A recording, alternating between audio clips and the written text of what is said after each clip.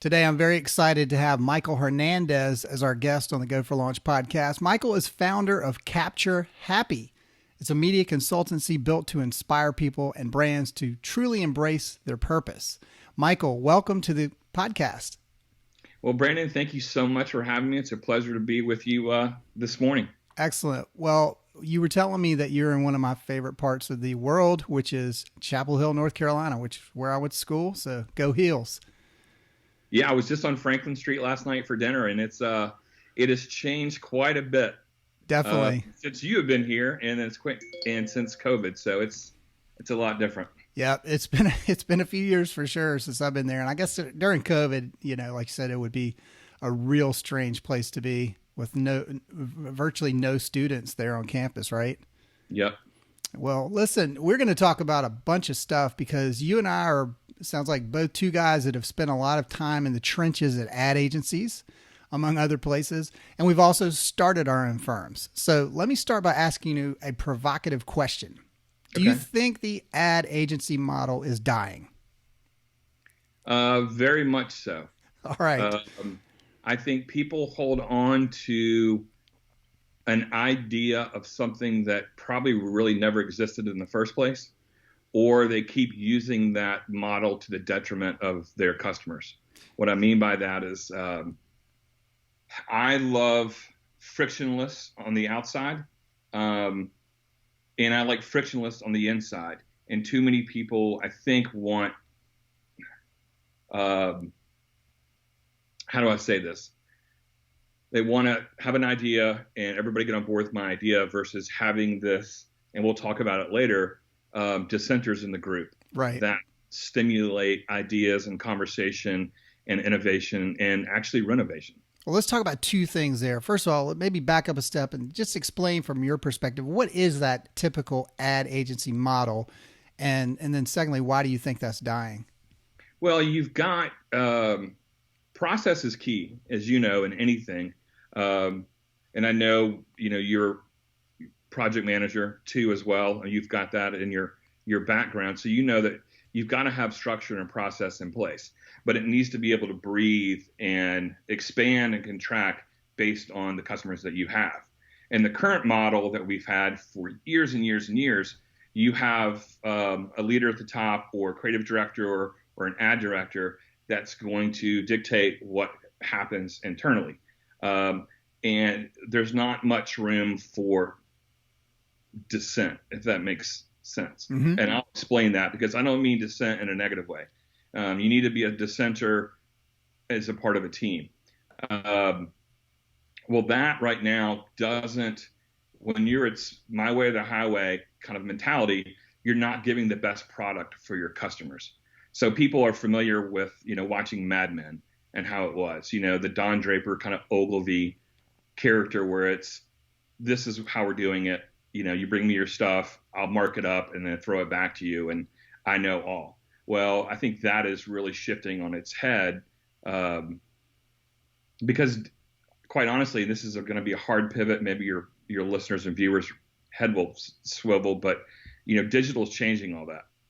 The old ways of creative just don't work as well in the new digital world that's at our doorstep. Well, it's been at our doorstep for years, as you well know, and you're at the forefront of it. So, yeah, I think you're right. I mean, in the old Mad Men days, creative ruled for a long time, and so that was one of the primary reasons why big companies went to ad agencies, because they wanted to get outside of their own heads and their own thinking, get some quote fresh thinking, get that sort of dissent from a Don Draper or somebody that was going to say to them, hey, we've sat here and thought about it. We're not mired in all your politics.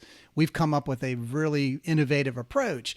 And then their job was to sell that, obviously, to the client if they bought off on it. And let's say it was somebody killer like Ogilvy or somebody who could get those amazing ideas in, like when they did the Volkswagen ads that were so revolutionary at the time, right? Yep. Like a picture of a Volkswagen car with the headline lemon, right? Yep. Like no car manufacturer would ever want to call their product something remotely bad, right? But their whole twist was this particular one out of the line didn't make it because it didn't meet our quality standards, whatever. Yep. But the point being, for decades, companies went and hired creative agencies for that reason, to get the creative. But to your point, Michael, with the huge shift to digital, honestly, creative does not matter as much. I know that is anathema to a lot of people, but a lot of it is a lot more transactional. We need to crank stuff out faster, get it on the web, and do business, right? And we can't afford to sit around for months or weeks and create some kind of crazy campaign and then, bundle it together. That is, in project management terms, that's called waterfall. When you have to plan something from A to Z painstakingly for weeks, months, and then you get to the end and you roll it out. And a lot of times people go, that doesn't resonate with me at all. Whereas Agile is the brand new way of doing things based off lean principles where you're iterating. So if you say to me, I have a marketing need, I need people to know more about us and buy our products. Okay, let's do some Facebook ads. Let's start doing something very iterative so we can get some stuff out there quickly without spending a lot of money and test. And that's the killer thing about digital too, is you could test this stuff. You couldn't test the lemon print ad. No. You can't test billboards. You don't really know, exactly how many people saw it, took action off of it, et cetera. So I agree with you in another sense. Let's talk about this. We've both been victims of the different places, and the ad agency model is brutal in staffing up when times are good. Mm-hmm. And then when times are lean, boom, they start laying off people, and they typically start skimming off the top. And, they get this core of people that are the ones that aren't going to be dissenters. They're going to just do whatever they're told because they're afraid they're going to lose their job, and they're working 60 hours a week, not making as much as the other people that got let go. It's a vicious cycle. Oh, it is. And I want to talk specifically about, there's good dissenters. They play on a team. They understand their position in the team. But if I'm building my perfect agency and I want to hire someone, that has an entrepreneurial spirit, that knows how to innovate on their own, and that can give me constant feedback. Because the rule number one is never be married to your own idea. Because if you are, you're going to dig yourself a hole that you're never going to get out of, or you're going to do your client a disservice. So what in the dissenter role is, I always want someone that's going to push back on my ideas, because if you have that, you're going to get the best product for the customer. And at the end of the day, that's exactly what matters, is what campaign, what ad, what digital program, what digital ad we're going to put out for the customer. That's the end goal. So what happens internally is we need to have that friction. So I don't want a whole bunch of yes men. The good people are around the table to be provocative. And then you have the other people, and I hate to say this, and I don't mean this in a bad way, but the average. The average people are the ones that will nod and say, yes, great idea, go along to get along.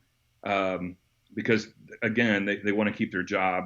And I understand that. And there are people there that do quality work, but that's not benefiting the customer in a way that's moving our industry and the agency model forward. Does that make sense? Yeah, absolutely. And, there's also this irony that a lot of agency executives, the people that own the places, get terrified of losing those big gorilla clients. So they don't want to upset the apple cart. Once they've landed them, they're not going to feel comfortable necessarily going to them every day saying, hey, we're doing a 180 on your creative and we're coming up with these crazy ideas all the time. No, they're going to look at those as bread and butter.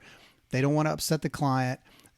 So they're not going to, over time, I've seen this happen where they just start to mail it in. They're just doing, the work that gets accepted and is acceptable, and they're not necessarily coming up with the challenging or dissenting opinions as much, unless it's a good agency-client relationship where the client has said to the agency, this is what we're hiring you for, right?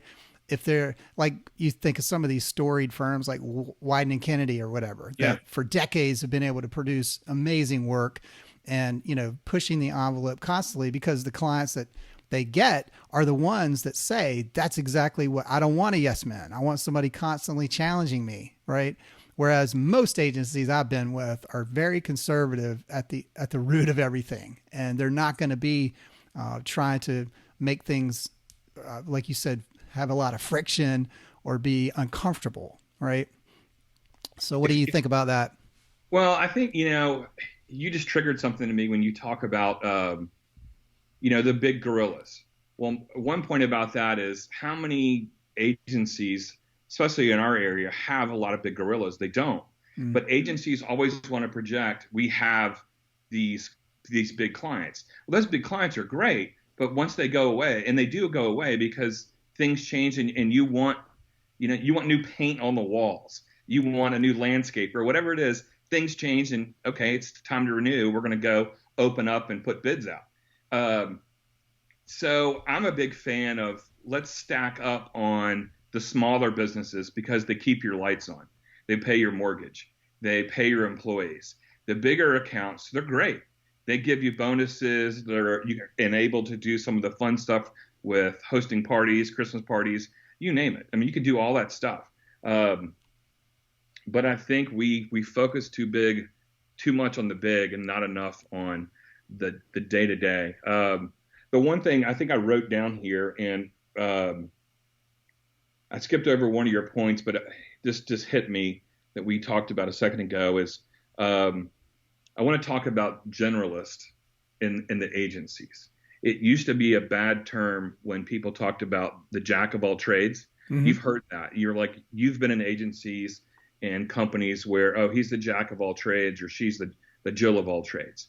But I think now in the new model that we have, just in corporate America in general, I would rather have someone, I'm going to bring this really basic, that has Photoshop skills, which I'm sure you have.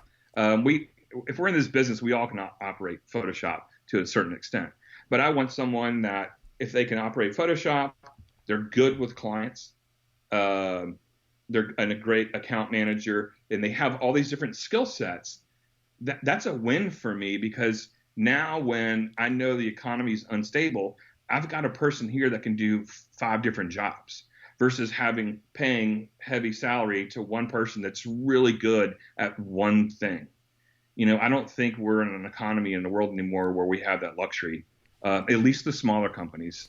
Yeah, well, that's another reason why personally I agree with you that the agency model in general is dying maybe it's a slow death, but for the reason that you just mentioned, I don't want to hire an SEO specialist or a pay-per-click specialist when I can go outside and find 100 thousands of people, frankly, that do those very specialized skills, and that's all they do. I don't need the overhead. So I can also bring them under my roof. And you and I have both learned the secret, I call it, of agencies anyway, is that they make, even the big ones, they make it look like they have 100 employees or a couple thousand employees. And quite frankly, a lot of those people are contractors. They're coming in, they're freelancers. That's the common term for it. So even though you might come to the agency and go in a meeting and there's 20 people sitting around the table, 15 of those people might not even be on the payroll. Yep. And you don't know that, nor do you really care, as long as the work's getting done. But the reason that has worked up to this point, is the agency can bring that freelancer in and pay them $50 an hour, $60, $70 an hour or whatever, which is okay for the freelancer, and then turn around and charge the client $150, $250, whatever it is. Yeah. It's no different going to a law firm and you're meeting with a lawyer who's charging you $350 an hour, but then all the work's actually being done by the paralegal, making a fraction of that person's salary, and their hourly rate's probably $75 or whatever, right? Yep. But I think that's another reason why, again, the agency discipline is going away. So on one hand, Michael, I'm going to agree with you. I would consider myself a specialized generalist, if you will. Yeah. And that's maybe another way to look at it. The way I see it is, for example, I'm very versatile in digital media across the board, right? But that means I have gone away from being a marketing generalist. Don't ask me about buying billboards or doing radio ads or buying TV or buying print. A lot of the old stuff that I might have done in the past, I have left that behind because I wanted to specialize, if you will, in digital. And within that general digital, I'm really good at content marketing. I'm really good at social media. Obviously, I can do things like podcasting. But, to your point, if you're interviewing me for a job, I would be able to check a lot of boxes. Yes, I can speak. I'm good with the client. But if the podcast guy gets sick for 2 weeks, I'm going to be able to step in, no problem, and edit that and get that going. I know how that works. If you got a content person that drops off for some reason, I'm going to write a blog post for you. I can do all that, right? So I agree. On the other hand, let's talk about the specialist, man. What is your opinion, though? You said you're weighted towards the generalist. I also see, though, that a lot of specialists are able to command more money because they can say, I only do this thing. One guy that comes to mind that I know in our area does all pay-per-click ads. That's it. He's been doing it forever. And when you need a pay-per-click person, he's the first person top of mind, and he can still charge premium rates for that because that's all he does. So there is a lot of that. What's your feeling on somebody that's on the fence between should I be a generalist or should I specialize? Well, is this person you're talking about a contractor? He has his own company. So exactly. But he's basically a freelancer, independent. Yeah. So I'm going out to have a hired gun. Yes. I have no problem with that because to me, I'd rather go out and know, okay, I need someone for a short period of time to do this or to do something for a client. So I've got this hired gun that can do the job that I need versus when I'm bringing someone, on salary that has health benefits and all this, I want to make sure that I can utilize them to the greatest potential they have. Yeah. And they fit 4 or 5 different areas. And to go back to your point, you are a specialist, but you're a specialist in the broader sense because the digital ecosystem is huge. Mm-hmm. So you've got so many different kingdoms in that area that you're in, and you're well versed in all of those. So to me, it's, I hate to pull a baseball reference here, but you're the 5-tool player in digital. Thanks. Yeah. Anybody on the outside that watches you knows that. Yeah. And I've made that an intentional, practice for years because I felt that I would do clients a disservice if I walked in the room and they started talking about something that I had no idea what they were referring to.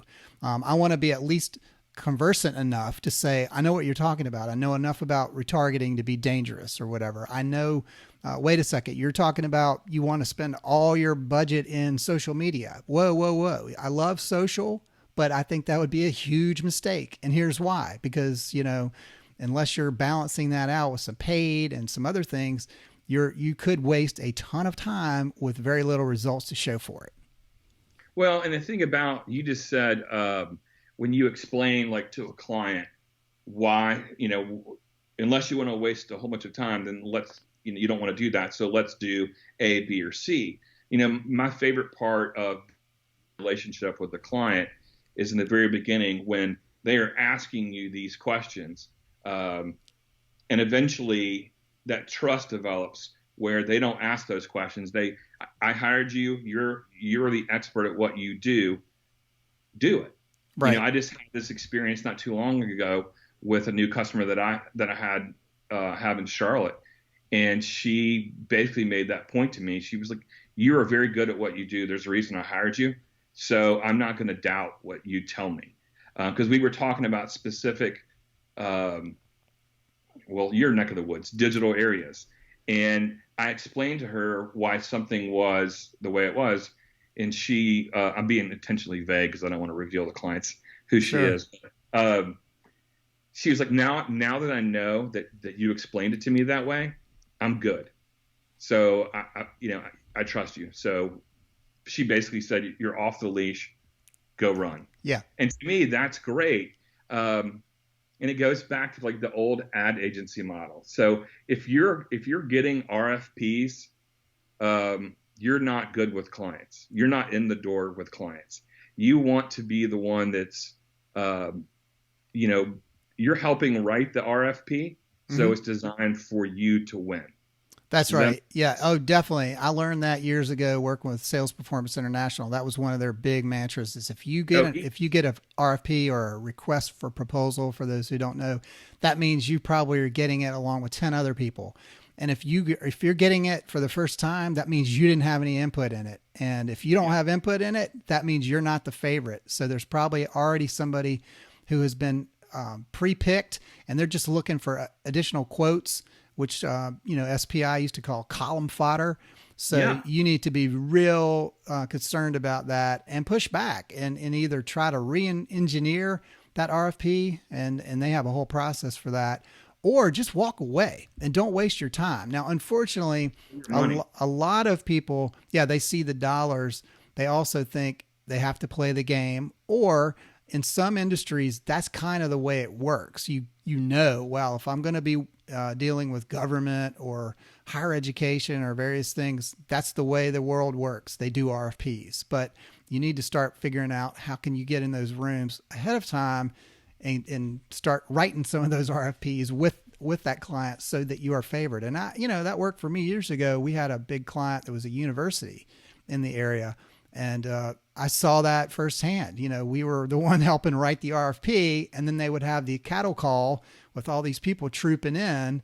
And I'm looking around going, unless we totally screw this up, we are the incumbent, and we are not going to lose unless somebody just completely undercuts us on price or whatever.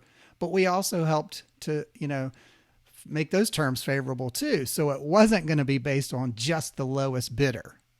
But, that was Keith Eads that you worked for. Yes. That's him. Yes. Yeah. So he bought the company that Brian Parsley and I founded, WeSkill. I think they changed it to LearnLoft, but I actually met with him at a restaurant right after that, and he was like, "Hey, can you come consult and get us on the right track of what we need to do?" And at that time, I had moved on from that industry, and I was just like, "No, good luck with it and have the best." But you talked about Wheaton Kennedy a minute ago. I believe it was their client was Coca-Cola, and it was an interview, and the creative director was talking to the person at Coke, and they had this great conversation about the person at, I believe it was Coke. That said, when you know the money and you know the budget and you know the financials, if you're an agency and you know the internals of that company, you're in. And if they're sharing that with you, you're a true partner, and that's a long-term deal, right? You're going to be there for the long term because they're showing you. It's basically they're coming in and opening the books and saying, how do we fix this? How do we get better? How do we raise this? Our top line growth or whatever it is. That's got to make you feel really good. I love when you're at that level with clients. Absolutely. Whether it's a big agency or a small agency. I'm just big on client relationship. I'm big on producing results and very big on building that relationship, because as you said earlier, if you help write the RFP, you've got a relationship established already that right. They trust you. It's almost like when you talk about government contracts, people say, oh, these things are bad ideas. Well, sometimes the people in the government don't have all the facts, and you've got contractors on the outside that provide data and information, and they may actually be a contractor. So it's a good spot to be in. That's right. Let's stick on this. We've sort of been, I think, leaning towards the big agency as we've been talking about ad agencies, the ones that have big clients, a lot of staff, and so forth. If you were advising some of these bigger agencies like we're doing right now, and you were to tell them, look, it's the writing is on the wall for you. You obviously are not getting the big commission checks that you used to get. So in the Don Draper days, agencies made a ton of money by placing television ads or newspaper and magazine ads all over the place, and they can pick and choose. And so if they placed you in Time magazine versus the local newspaper, obviously they were going to get much bigger commissions. So if they're doing a good sales job on you, Mr. Client or Mrs. Client, you're paying them super high commissions. Well, a lot of companies got wise to that and said, we're not paying you 17.5% commission anymore. We're already paying you rates for your services. So that started to go away. Yep. So and now with digital being so cheap, it's hard to mark that up anyway. And it's bad for the same reasons that if you say, I think you should pour a bunch of money into LinkedIn ads or whatever versus Facebook, I would say, well, first of all, depending on the business, are you nuts? Because LinkedIn is a whole lot more expensive, number one. Yeah. And number two, it might not even fit what you're trying to do demographically. So let's take a time out. I don't charge markups on digital ads for one thing. So what would you say to these people again, if you were saying, look, you need to be thinking about doing this differently? Mr. or Ms. Big Ad Agency owner, what would you say to that person? To me, it all comes down, you've got to streamline, you've got to have the right process in place. And I think you need to have everyone on the same page internally. And for me, it's always customer focused. Does this, ask yourself a series of questions. Does this benefit the customer? Does this benefit our company? Does this help me as an individual at this company?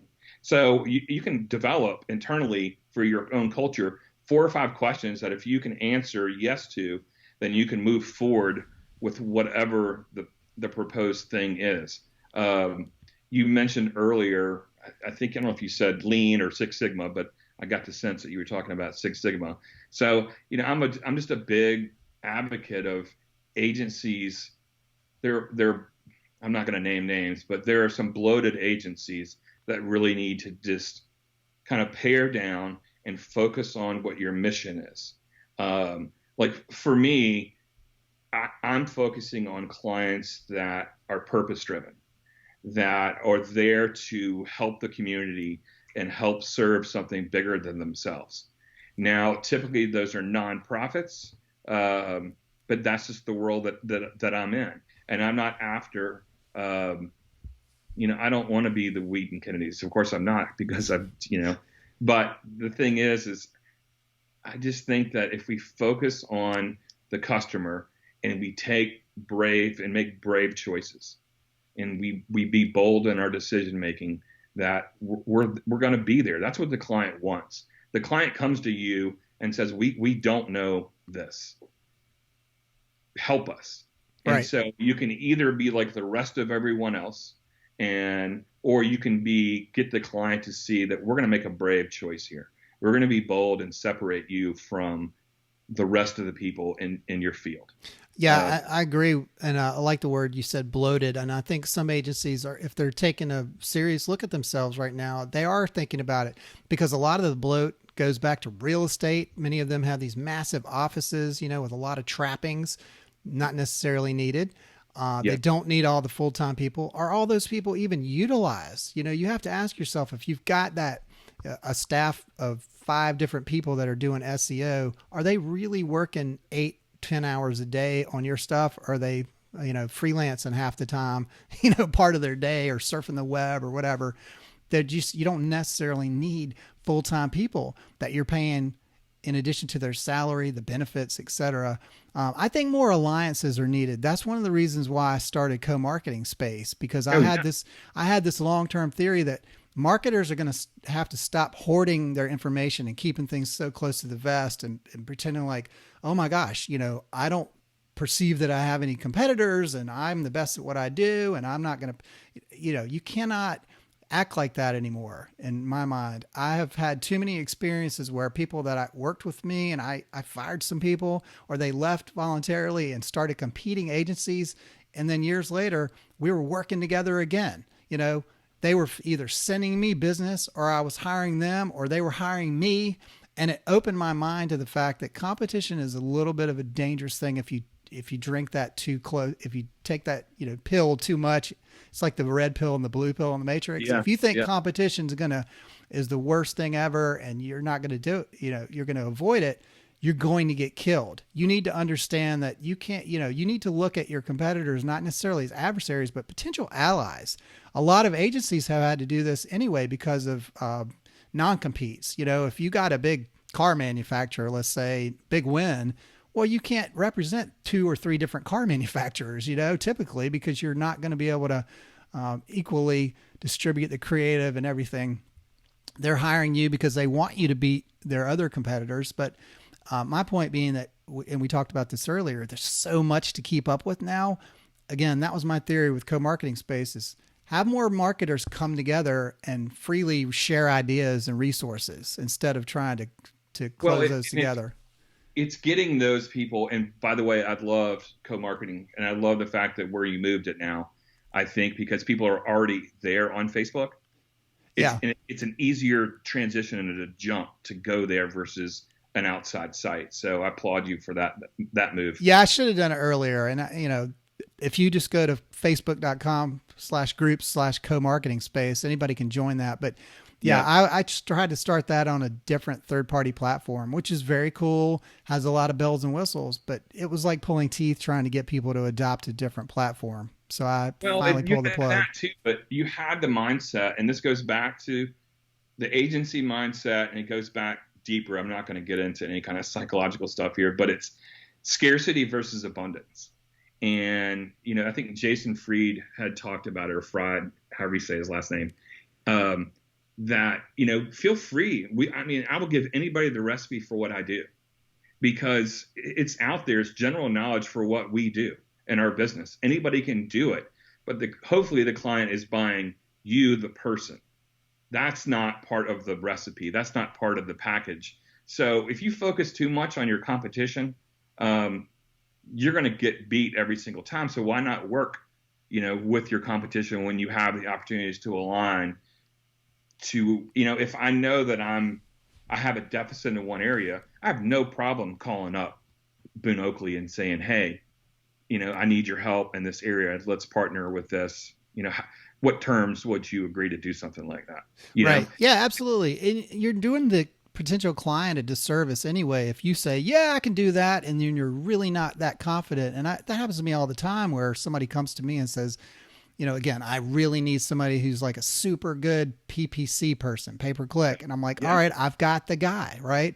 Now, whether I try to strike a deal with him for a referral fee is one thing, but it's going to be disingenuous of me to try to take that on and then bring him in the back and try to hide that relationship, et cetera.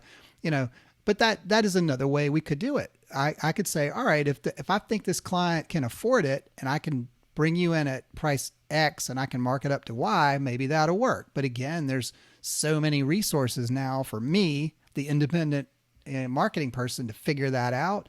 I mean, I've gone as far as the Philippines and around the world and gotten killer resources for pennies on the dollar that I can turn around and here in the United States and mark up considerably and still make a good living.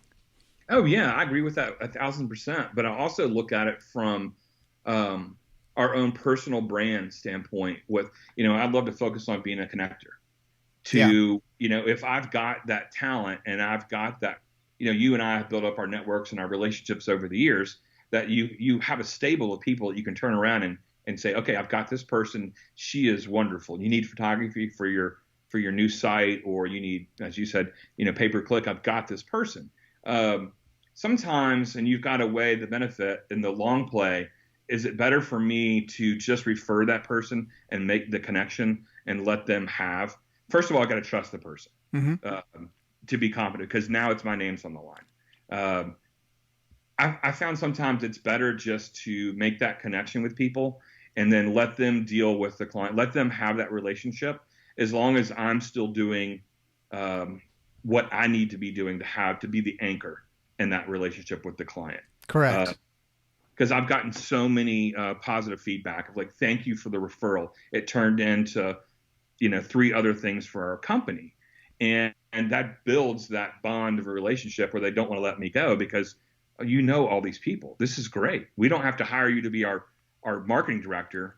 We're saving, 30% on hiring you as a contractor to do this. Right. But you've got this huge stable of people, Yeah.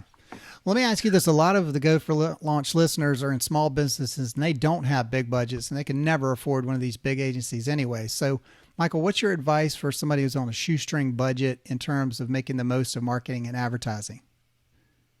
Honestly, to outsource to someone like yourself or me or a different agency, a small agency, someone that has the experience, and it could be a consultancy like myself or something like you have. If you're small, there's no need for you to spend that money on one person internally, because chances are they're going to be a specialist and they're going to have to go out and bring in or hire contractors to do X, Y, and Z versus, paying us 30% less of what you're hiring somebody for, and you're not paying our health insurance and the like, and I can bring in a stable of people, Yeah. and you're like, hey, you know what? We love what you've done for, our digital media and our advertising. We really want to do some video ads. Do you know anybody that can do that? Yeah, we can. Mm-hmm. Of course. I've got the group of people that can do it, or they may come to me and say, hey, we're requiring all our people, we have 12 people and we want to focus on LinkedIn because we think that's our target area. And I would say, I'm not the best person in that, but I do have a friend in Brandon who's probably can direct you in that. So let's connect you guys together, right? Because you can definitely tell them, hey, your business is here. It's going to cost you more, but your ROI in the next year, 2 years is going to be X, Y, and Z. So, I firmly believe in abundance. I don't believe in scarcity of like trying to hoard clients and trying to, maybe that's woo-woo thinking that I know, right? But I've seen it. Karma, man, it's a good thing. Well, listen, tell us where people can learn more about you, and give us a plug, if you will, for Capture Happy and what you guys focus on. Yeah, you can go to Capture Happy. I started it years ago when we sold WeSkill. I wanted to take a break from what I was doing, and I focused on photography, believe it or not. Okay. Well, Capture Happy. It sounds like a photography company. What started with this big, wonderful idea was to bring people together from different walks of life in the city of Charlotte, and to show people that it could have been, Mayor Fox at the time, it might have interviewed you, to show two people that are, completely different, but interview them and do stories on them to show there's a connection there. We really have more in common than that separates us. And now more than ever, we need that now. Absolutely. And I'm not going to jump on the political train, but, we're 7 days now. We're recording this before the election. This will come out actually on election day, believe it or not. Oh, wow. Is the plan. So, well, for our agency my main goal is to be a consultant, to work with clients to make sure they get the best service possible. I want to be able to guide them, whether it's developing a marketing plan, to sit down with them and say, okay, we're going to develop the brand, the tone, the voice that you guys have and put out there. So now they've got a roadmap, whether they hire you or they hire somebody else to do social, they've got a plan in place that says, this is our voice, this is our brand, this is how we're going to put ourselves in the marketplace. We're not going to deviate from this. You see so many brands now that are,